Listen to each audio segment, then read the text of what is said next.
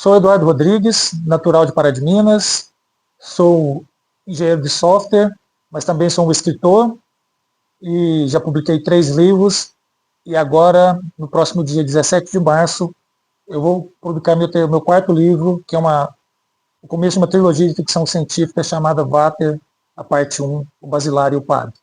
Eu sempre gostei de ficção científica, eu comecei a gostar de ficção científica quando eu li as primeiras obras do Júlio Verne, eu lembro bem de 20 mil léguas submarinas, na época ele vendeu o Júlio Verne, tipo, um século e meio antes de um submarino ser inventado, ele já tinha pensado nisso, ele pensou em 9 semanas num balão, viagem à Lua, viagem ao redor da Terra, ele já pensava em foguete, máquinas que não existiam. E isso me chamou a atenção, eu sempre gostei muito de tecnologia, principalmente tecnologias novas. E a leitura do Júlio Verne realmente me chamou a atenção para esse lado de gostar de ler ficção científica. Depois eu cresci, tive uma fase que eu abandonei um pouquinho a ficção científica na leitura, mas depois eu conheci o Asimov com os robôs dele, eu li muito do Philip K. Dick com os contos dele, Minority Report, Blade Runner, também de androides, uma ficção científica um pouco mais voltada para o futuro. E de tanto ler, eu acabei pensando, nossa, será que eu consigo escrever uma ficção científica?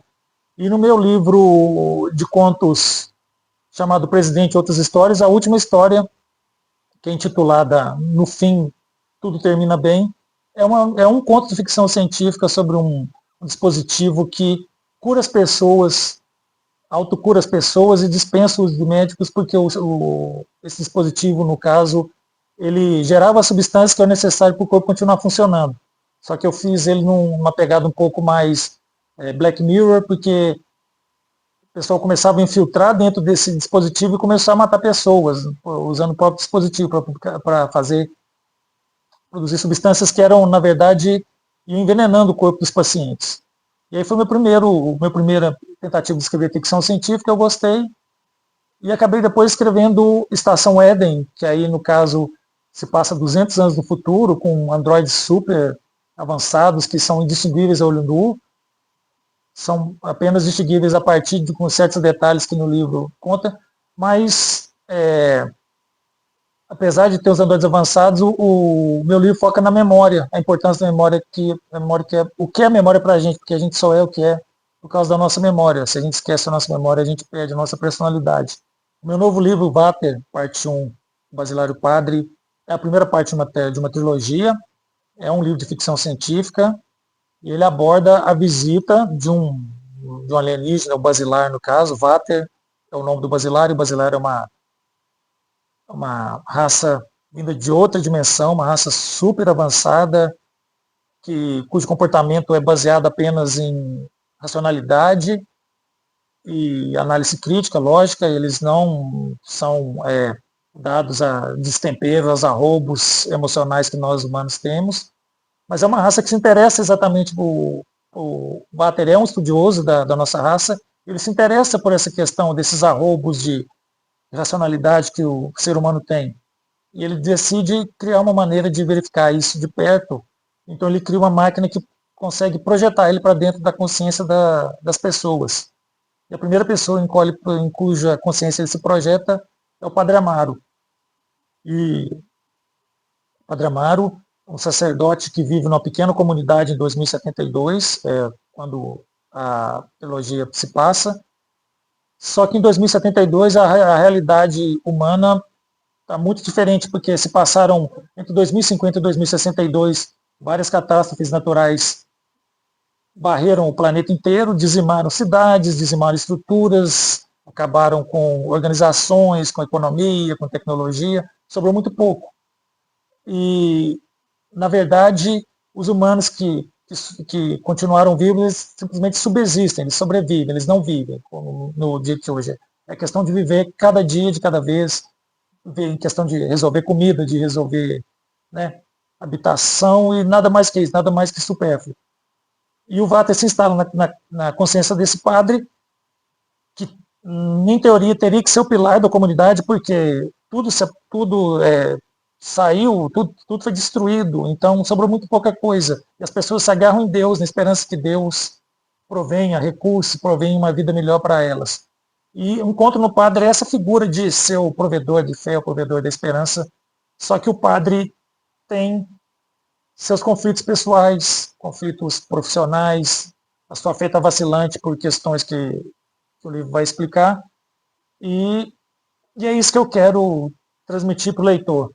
É ver como Basilar, sendo uma pessoa totalmente, um ser totalmente racional, e seguia pela lógica, começa a ver todas as contradições, sentir todas as contradições que o padre sente e analisá-los de uma maneira para tentar entender por que ele faz aquilo ou não.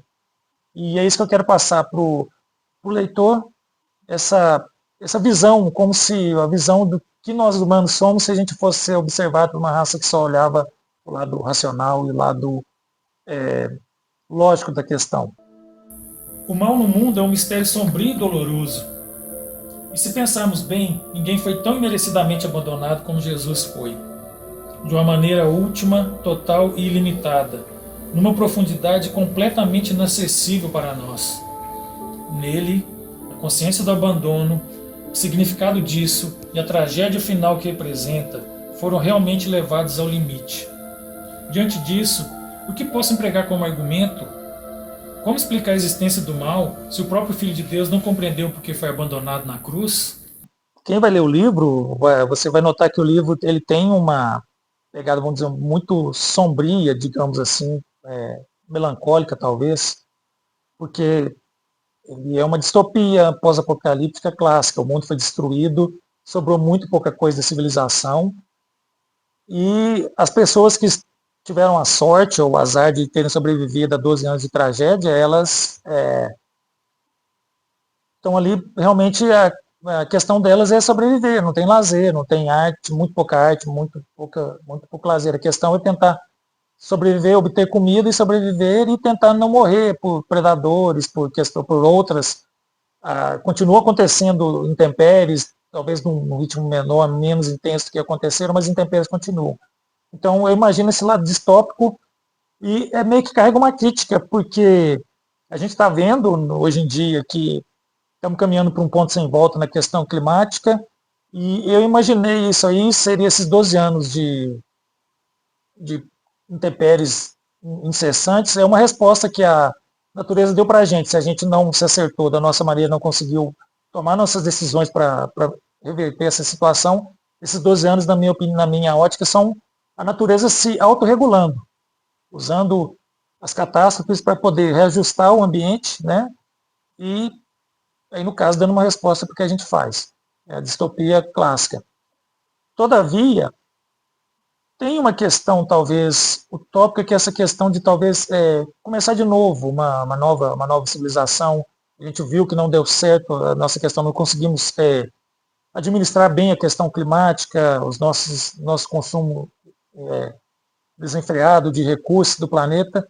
E talvez aí nasça a partir dessa novo renascimento, quem sabe a gente tenha uma chance de recomeçar, né, uma utopia meio que embutida aí, não tão claro, talvez não fique tão claro para o leitor no decorrer do livro, mas seria essa comunidade onde o Amário vive, talvez seja essa utopia, uma sociedade um pouco mais consciente do que ela tem que fazer para proteger a natureza e tentar fazer de uma maneira melhor, talvez você começar de uma maneira melhor.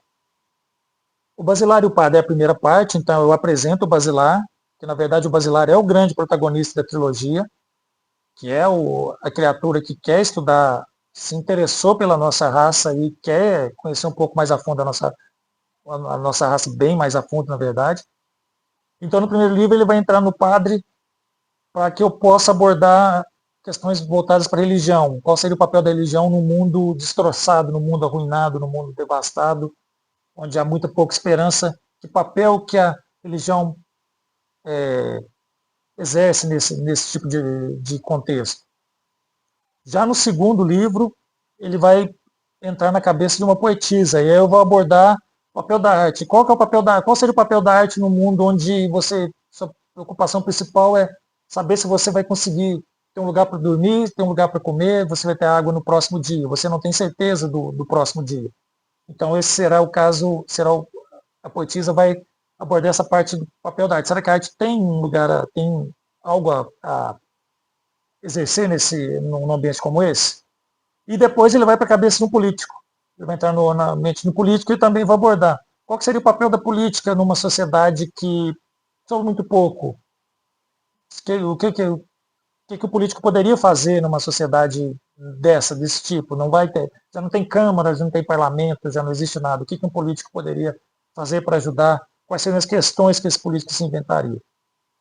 E finalmente, na terceira, eu vou abordar uma médica, e aí vai ser o papel de uma médica que vai sem recursos, não tem recursos médicos que tem de outrora, e qual o papel da medicina num lugar que você não tem medicamento, não tem remédio? Como é que uma médica poderia ajudar, né? Qual seria o papel dela a exercer numa sociedade como essa? E finalmente, aí eu entro para o programador, que mexe com tecnologia, sem tecnologia nem nada, aí eu estou me projetando um pouquinho, eu vou me projetar um pouquinho nisso, porque eu fico imaginando, eu vivo de tecnologia, o que aconteceria se a tecnologia acabasse embora, como que eu conseguiria contribuir para o mundo de uma maneira eficiente? Então, o Basilar vai passear pela mente dessas 5 pessoas e tomar suas conclusões e levantar questões para o leitor o tempo inteiro, para que o leitor tire suas conclusões e concorde com ele ou não.